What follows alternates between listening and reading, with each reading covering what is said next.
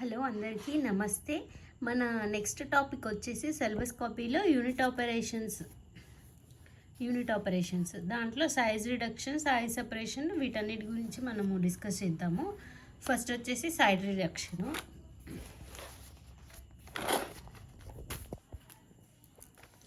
Unit ఆపరేషన్స్లో introduction, అసలు unit operations అంటే ఏంటి?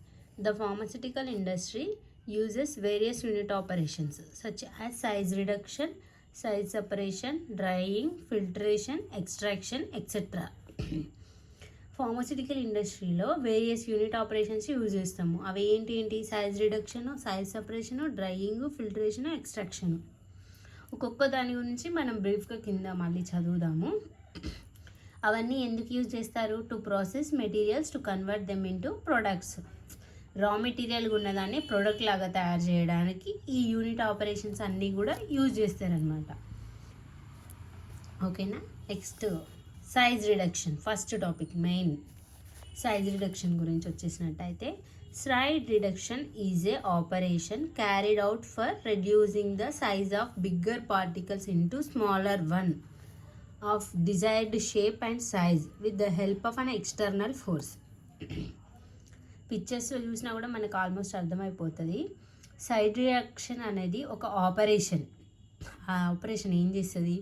Reducing the size of bigger particles, అంటే పెద్ద పెద్ద పార్టికల్స్ ఉంటాయి కదా, వాటి సైజ్ని తగ్గిస్తుంది. చిన్న చిన్న పార్టికల్స్ లాగా కావాల్సిన షేప్లో, కావాల్సిన సైజులో మనం ఒక ఎక్స్టర్నల్ ఫోర్స్ యూజ్ చేసి వాటిని సైజు రెడ్యూస్ చేస్తామంట. ఈ ప్రాసెస్ని సైజ్ రిడక్షన్ అంటారు అనమాట. ఇక్కడ చూస్తే 2 రోలర్స్ ఉన్నాయి. ఇందులో మధ్యలో నుంచి పార్టికల్స్ మనము పైనుంచి పంపించినట్టయితే ఈ రోలర్స్ హెల్ప్ తోటి, ఇప్పుడు ఎక్స్టర్నల్ ఫోర్స్ అన్నాం కదా, ఇవి క్రియేట్ చేస్తాయి ఎక్స్టర్నల్ ఫోర్స్ని. అవి స్మాల్ పార్టికల్స్గా సైజు రెడ్యూస్ చేస్తాయి అన్నమాట. ఎగ్జాంపుల్ ఇక్కడ చూసినట్టయితే చూడండి, దీని మధ్యలోకి మనం ప్రోడక్ట్ అయితే వేసినట్టయితే దీని వలన ఇది రౌండ్గా మూవ్ అవుతుంది. దాని వలన పార్టికల్స్ అన్నీ రెడ్యూస్ అవుతాయి. అదనమాట example. Next objective.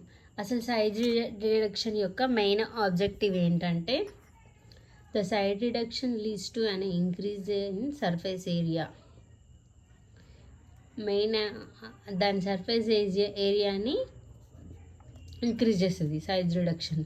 The rate of dissolution of solid drug particles increases many folds after size reduction. అంటే ఒక ఎగ్జాంపుల్ చెప్పాలంటే, ఒక డ్రగ్ యొక్క rate of instruction, drug particles యొక్క డిజల్యూషన్ రేట్ని మారుస్తుంది అనమాట. మన సైజ్ రిడక్షన్ వలన దాన్ని ఇంక్రీజ్ చేస్తుంది ఆ సైజ్ రిడక్షన్ అనేది, డిజల్యూషన్ రేట్ని. అంటే ఇప్పుడు మనము షుగరు ఉంటుంది చూడండి, దాని వాటర్లో చిన్న చిన్న పార్టికల్స్ వేస్తే తొందరగా డిజాల్వ్ అవుతుంది. పెద్ద పెద్ద పార్టికల్స్, పెద్ద పెద్ద షుగర్వి ఉంటాయి కదా, కొంచెం లావు, వాటిని షుగర్ కేన్స్ అంటారు. అవి వాటర్లో వేస్తే కొంచెం ఎక్కువ టైం పడుతుంది డిజాల్వ్ అవ్వడానికి. ఎగ్జాంపుల్ చెప్తున్నాను ఈ షుగర్ది, అట్లా అన్నమాట. Best example. అందుకనే పార్టికల్స్ని సైజు రిడక్షన్ చేస్తారనమాట. Griseofulvin and anti fungal drug when administer into micronized from shows అరో 5 times better absorption. Anti fungal drug griseofulvin అనేది ఒక యాంటీ ఫంగల్ డ్రగ్. దాన్ని మనం తీసుకున్నట్టయితే అది 5 times బెటర్ అబ్జార్ప్షన్ చూపిస్తుంది అంట. Because of the product size reduction, దాని డిజల్యూషన్ రేటు వలన. Size reduction product particles in a narrow size range, mixing powder with a narrow size range easier. Size reduction అనేది particle size, narrow size రేంజ్ని తగ్గించి mixing powders with a narrow size range as easier. వాటి size తగ్గడం వల్ల వాటిని ఈజీగా mixing చేయొచ్చు అన్నమాట. First మనకు మెడిసిన్ తయారు చేయాలంటే ఫస్ట్ ప్రాసెస్ ఏంటంటే సైజ్ రిడక్షన్, తర్వాత సైజ్ సపరేషన్, మిక్సింగ్, ఇట్లా 1 by 1 ఉంటుంది. ఇక్కడ మనం సైజ్ రిడక్షన్ గురించి అవుతున్నాము. వీళ్ళు ఏం చెప్తున్నారు, మిక్సింగ్కి ఈజీ అవుతుంది అని చెప్తున్నారు ఈ process. Pharmaceutical suspensions required finger particle size, it reduces the rate of sedimentation. అసలు మనకు కావాల్సిన ఫార్మాసిటికల్ ప్రొడక్ట్స్ ఏంటంటే ఫింగర్ పార్టికల్ లాగా, అంటే మన చేతితో పట్టుకొని టచ్ చేసే వాటిలాగా ఉండాలి. వాటి వల్లనే సైజ్ సెడిమెంటేషన్ అనేది తగ్గుద్ది అట్లాంటివి అయితేనే. ఫార్మాసిటికల్ క్యాప్సిల్స్,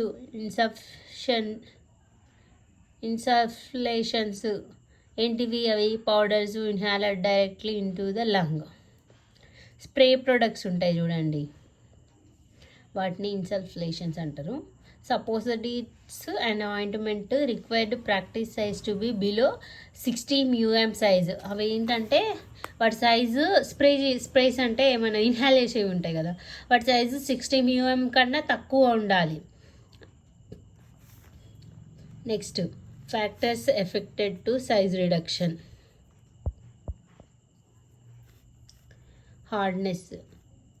హార్డ్నెస్ అనేది ఎక్కువగా ఉన్నదనుకోండి, ఎక్కువ ఫోర్స్ యూజ్ చేయాల్సి వస్తుంది. టఫ్నెస్ వల్ల కూడా ప్రాబ్లం ఎక్కువ ఉంటుంది.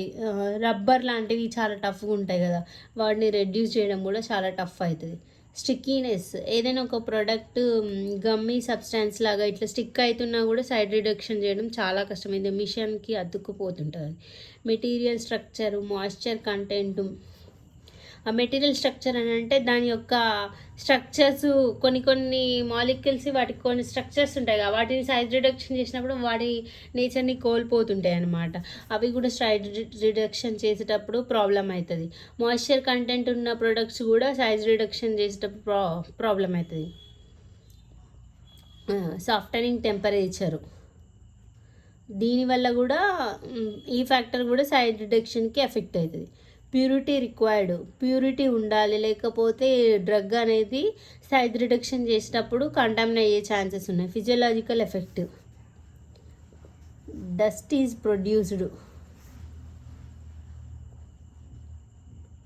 సాఫ్టనింగ్ టెంపరేచర్ అంటే, ఈ పాయింట్ నేను కరెక్ట్గా చెప్పలేదు. హీట్ అనేది జనరేట్ అవుతుంది అనమాట. జనరేట్ అయినప్పుడు రిడక్షన్ అనేది తక్కువ అవుతుంది అనమాట. దానివల్ల సైజ్ రిడక్షన్కి ప్రాబ్లం అవుతుంది. సాఫ్టనింగ్ టెంపరేచర్ అంటే టెంపరేచర్ వల్ల హీట్ జనరేట్ అయితే సైజ్ రిడక్షన్ మనము చేయలేము.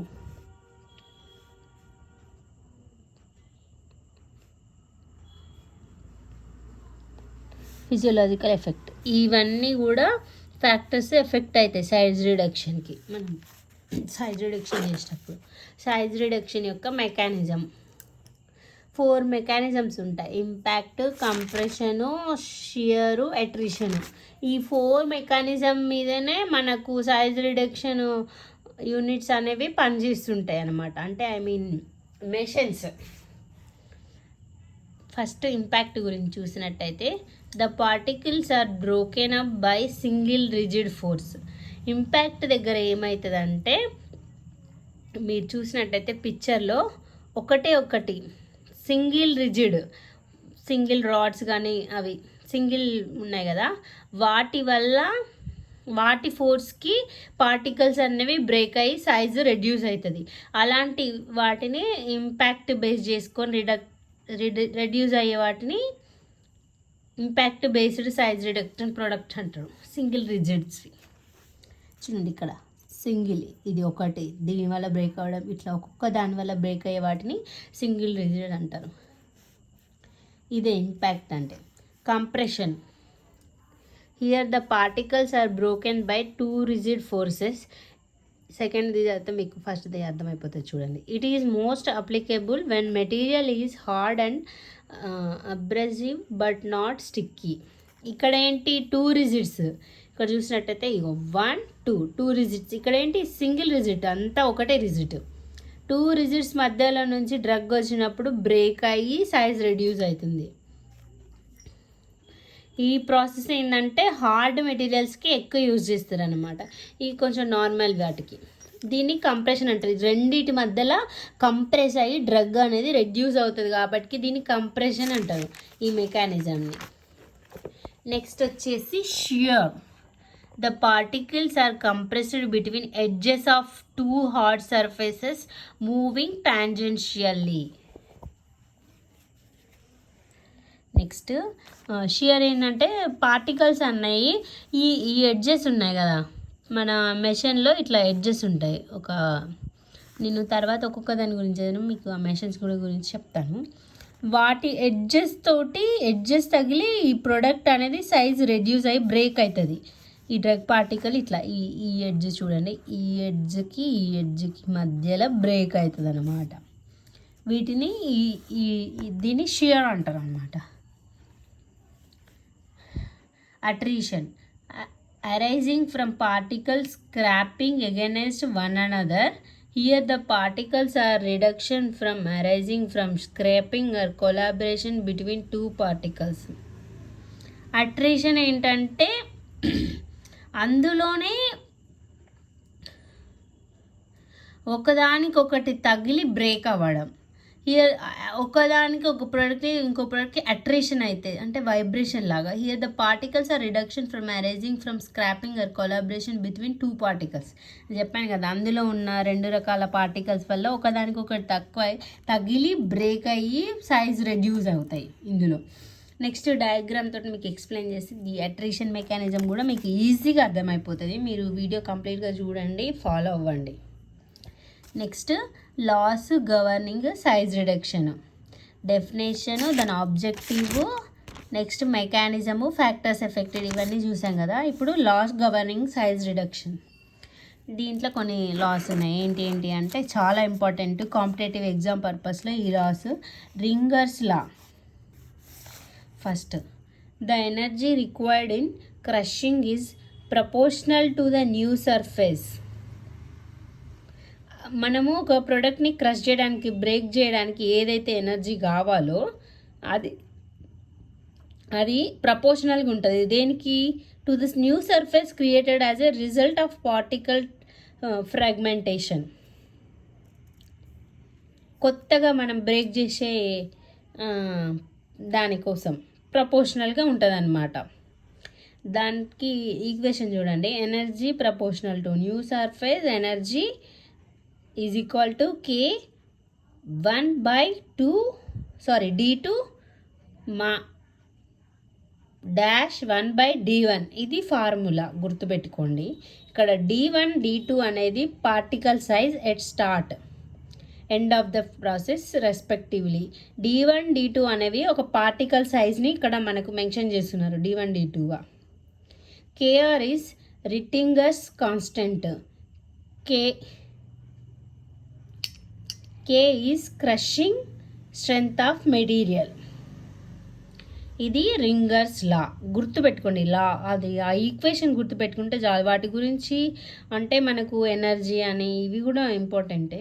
d1 d2 అంటే ఏంటిది? పార్టికల్ సైజ్ ఇక్కడ. నెక్స్ట్ వచ్చేసి kicks law. The energy required to reduce the size of particle size is proportional to the square root of the diameter of the product particle. ఇక్కడ ఏంటి? Same ఇక్కడ ringers రాలో లాగానే ఇక్కడ కూడా ఎనర్జీ ఈజ్ ప్రపోర్షనల్ టు అంటున్నారు స్టార్టింగ్లో. ఇక్కడ కూడా అంతే. కాకపోతే ఇక్కడ ఏంటిది? సర్ఫేస్, న్యూ సర్ఫేస్కి ప్రపోర్షనల్ టు. ఇక్కడ ఏంటిది? స్క్వేర్ రూట్కి. Is proportional to the square root of diameter of the product particle. మనం ఏదైతే బ్రేక్ చేస్తామో ఆ ప్రోడక్ట్ యొక్క డయామీటర్కి ప్రపోర్షనల్గా తీసుకుంటున్నారు. ఈ is equal to K K d1/d2. దీని కిక్స్ల యొక్క ఈక్వేషన్. ఈ అంటే energy required, K K is కాన్స్టెంట్, d1 అంటే average initial size of product, final particle size d2. Next Bond's law. దీని ఫార్ములా వచ్చేసి W is equal 10I1/λ/d2 1/λ/d2. Next వచ్చేసి సైజ్ రిడక్షన్ ఎక్విప్మెంట్. మనకు చూసినట్టయితే ఇక్కడ equipments cutting, compression, impact, impact and attrition రెండింటి మీద ఈ మెకానిజం మీద బేస్ చేసుకొని కొన్ని ఎక్విప్మెంట్స్ ఉన్నాయి. కట్టింగ్ మీద ఏంటి, రోటరీ కట్టర్ మిల్, కంప్రెషన్లో roller mill, colloidal mill, mortar and pestle, impact మీద హ్యామర్ మిల్, వైబ్రేషన్, అట్రిషన్లో రోలర్ మిల్, కంబైన్డ్లో ఏముంటాయి, ball mill, fluid energy mill, cage mill, pin mill. ఓకేనా. ఫస్ట్ వచ్చేసి cutting, rotary cutter mill, compression నుంచి చెప్పాను. Cutting మీద రోటరీ కట్టర్ మిల్ ఉంది. ఇప్పుడు రోటరీ కట్టర్ మిల్ గురించి మనం ఈ వీడియోలో చూద్దాము.